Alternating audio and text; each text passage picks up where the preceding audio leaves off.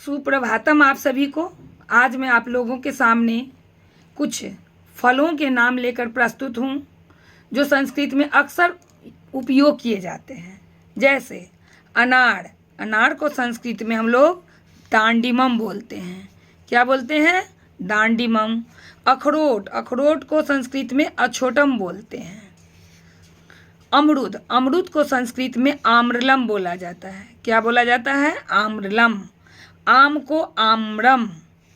ठीक है बच्चों, अमरूद को आम्रलम लेकिन आम को आम्रम बोला जाता है।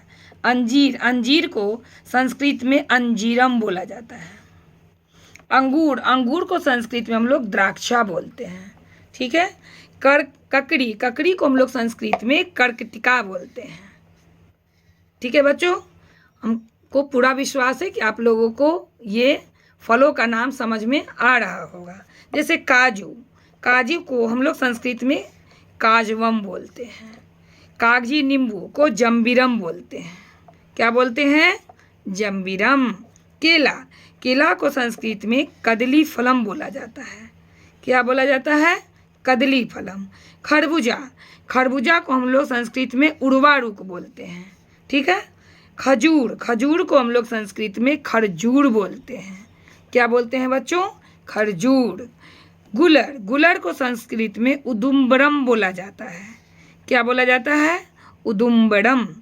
चकोतरा, चकोतरा को संस्कृत में मधु करकटी बोलते हैं। क्या बोलते हैं? मधु करकटी। चिरौंजी, चिरौंजी को संस्कृत में प्रियालम बोला जाता है। क्या बोला जाता है? प्रियालम। जामुन, जामुन को हम लोग संस्कृत में जम्बू बोलते हैं। क्या बोलते हैं प्यारे बच्चों? जम्बू।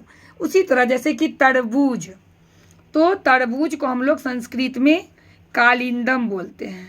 क्या बोलते हैं? कालिंदम। धनिया, धनिया को संस्कृत में बीज धान्यम बोला जाता है। क्या बोला जाता है? बीज धान्यम। नाशपाती, नाशपाती को संस्कृत में हम लोग अमृत फलम बोलते हैं। क्या बोलते हैं? अमृत फलम। नारंगी, नारंगी को संस्कृत में नारंगम बोला जाता है। ठीक है, नारंगम। नारियल, नारियल को संस्कृत में नारी केलम बोला जाता है। क्या बोलते हैं? नारी केलम। नींबू, नींबू को जम्बीरम, नींबू को संस्कृत में क्या बोलते हैं? जम्बीरम। बेर, बेर को हम लोग करकंधू बोलते हैं, है ना। संस्कृत में क्या बोलते हैं? करकंधू। सेब, सेब को संस्कृत में हम लोग बच्चों सेवम बोलते हैं। ठीक है। शरीफा, शरीफा को हम लोग संस्कृत में सीताफलम बोलते हैं। तो ये कुछ फलों के नाम थे जो बराबर हम लोग उपयोग करते हैं। मुझे आशा है कि आप लोगों को ये बहुत काम आएगा। अगले वीडियो में मैं कुछ फिर नया लेकर के प्रस्तुत होंगी। तब तक के लिए धन्यवाद।